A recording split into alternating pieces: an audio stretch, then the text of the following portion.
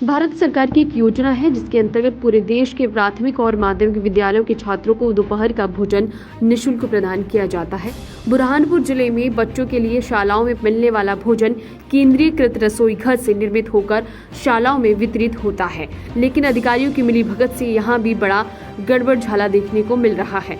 जिले के शहरी क्षेत्र में लगभग 19,000 बच्चे हैं, जिसमें से प्राथमिक शाला में लगभग 12,000 और माध्यमिक शाला में लगभग 7,000 विद्यार्थी हैं, जिनके मध्याह्न भोजन पर डाका डाला जा रहा है। बता दें कि इन बच्चों को ना तो मेन्यू के अनुसार भोजन दिया जा रहा है और ना ही पौष्टिक भोजन, जबकि ठेकेदार को शासन के अनुसार गेहूं, चावल खाद्यान्न के रूप में उपलब्ध हो रहा है। बच्चों को 6 से 8 रुपए का मिलने वाला खाना ठेकेदार द्वारा केवल 2 से ढाई पैसे में परोसकर इतिश्री कर लिया जाता है, यानी हर माह करीब 15 लाख रुपए डकारे जा रहे हैं। स्कूल में छात्रों की संख्या 400 होने के बाद भी महज 30 से 50 बच्चे ही भोजन कर रहे हैं और स्कूल प्रबंधन उपस्थित विद्यार्थियों की संख्या भोजन करने वाले विद्यार्थियों की संख्या दर्शा रहा है, जबकि अधिकांश बच्चे अपने घरों से टिफिन लाते हैं। वहीं प्रभारी प्राचार्य तो उपस्थित छात्राओं की संख्या के अनुसार ही भोजन करने वाले विद्यार्थियों की संख्या दर्शा रहे हैं। तो बताओ क्यों नहीं खाते यहाँ का? हमारा मन नहीं चाहता, इसलिए नहीं खाते। स्वाद नहीं होता है यहाँ का कभी खाने? टेस्ट ही नहीं किया। अच्छा, क्यों लाते बेटा घर से टिफिन? खाने का स्वाद अच्छा नहीं होता या क्वालिटी का नहीं होता? खाया ही नहीं। अच्छा, मध्याह्न भोजन का खाना नहीं खाते तुम? क्यों? पसंद नहीं आता? अच्छा नहीं आता क्या खाना? स्वाद नहीं लगता? तो फिर खाना टिफिन खा लिया तुमने? तुम्हारा लाए थे घर से? क्या नाम है तुम्हारा? कौन सी क्लास में? क्या कच्चा आता है, कैसा आता है खाना? कैसा खाना आता है कैसा खाना? लगता है? वो मध्याह्न भोजन का खाना कैसा आता है? बुरहानपुर जिला पंचायत द्वारा संचालित मध्याह्न भोजन के लिए नियुक्त एनजीओ आदर्श धार्मिक परमार्थिक एवं शैक्षणिक संस्था इंदौर को बुरहानपुर शहरी क्षेत्र में मध्याह्न भोजन संचालित करने के लिए दिया गया है। संचालक को इसके लिए खाद्यान्न भी उपलब्ध कराया जा रहा है, जिन्हें पकाकर स्कूल में भेजने के लिए प्राथमिक शाला के प्रति छात्र के लिए 5 रुपए 45 पैसे और माध्यमिक शाला के लिए 8 रुपए 17 पैसे तय किए हैं, लेकिन अधिक मुनाफा कमाने के चक्कर में ठेकेदार की अनियमितता सामने आई है। यहाँ प्रधान पाठक ने भी स्वीकारा कि रोटियां और भोजन ठीक नहीं है। जब ये भोजन जानवर ही नहीं खाते तो मासूम बच्चे कैसे खा पाएंगे? जहाँ रोटियां कच्ची हों, साग में तेल और मसाले ना हो और दाल में पूरा पानी हो, तो शाला में उपस्थित बच्चे भी इसे कैसे खाएंगे? बच्चों का भी मानना है कि वे घर से टिफिन लाते हैं। आखिर खाना अच्छा होता तो बच्चे घर से टिफिन क्यों लाते? यानी सालाना मुनाफा 2 करोड़ के करीब निकालने के चक्कर में मासूमों के स्वास्थ्य के साथ खिलवाड़ किया जा रहा है। जब इस संबंध में प्रशर्ती शाला के प्रधान पाठक से भी चर्चा की तो वे बगले झांकते नजर आए।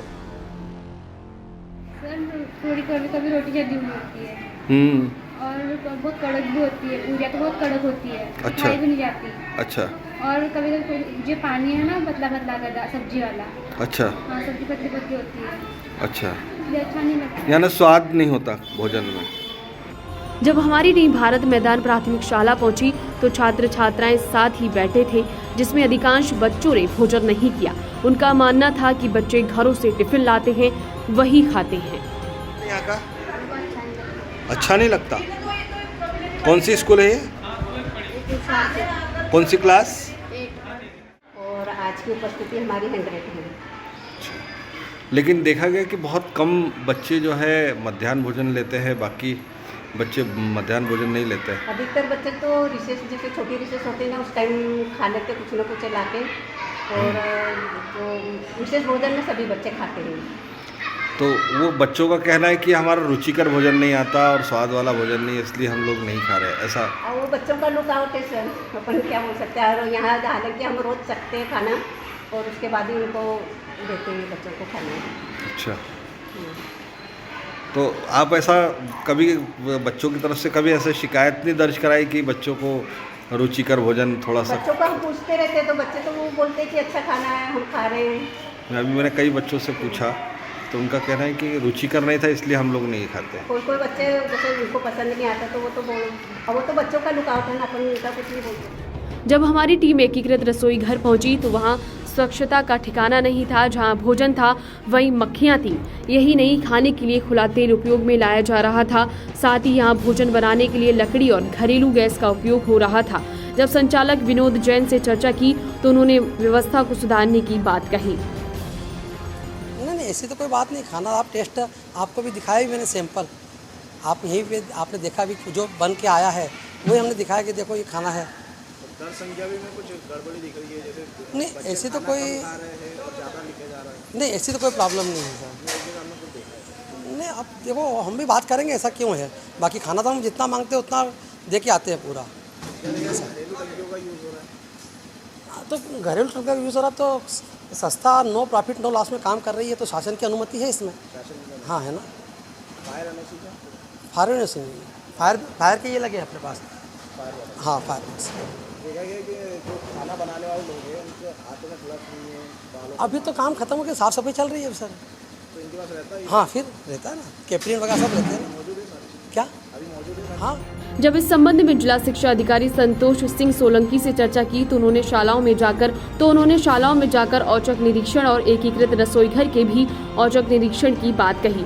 साथ ही व्यवस्थाओं को सुधारने के लिए निर्देश देने की भी बात कही। वहीं जब हमारी टीम जिला पंचायत कार्यालय पहुंची तो जिला पंचायत मुख्य कार्यपालन अधिकारी मौजूद न होने के कारण कार्यालय के वरिष्ठ अधिकारी प्रवीण गुप्ता ने भी जाँच का भरोसा दिलाया। देखा जा रहा है कि बुरहानपुर में मध्याह्न भोजन में जो है काफ़ी गड़बड़ी की बात सामने आ रही है। बच्चों को स्वाद नहीं मिल रहा है, उसको लेकर क्या कहेंगे? अभी तक कोई शिकायत नहीं आई है, लेकिन अगर आप बता रहे हैं तो कुछ अगर ऐसी बात है तो हम जांच जरूर कराएंगे। बच्चों के मध्याह्न भोजन के लिए सरकार लाखों करोड़ों रुपए खर्च कर रही है, लेकिन मिली भगत के चलते बच्चों को गुणवत्ताहीन भोजन मिल रहा है। बहरहाल सादा न्यूज की टीम ने स्कूलों में पहुंचकर मध्याह्न भोजन में चल रहे बड़े गड़बड़झाले की तस्वीर शासन प्रशासन तक पहुंचाने का प्रयास किया। अब ये देखना होगा कि इस व्यवस्था में कब तक सुधार होगा।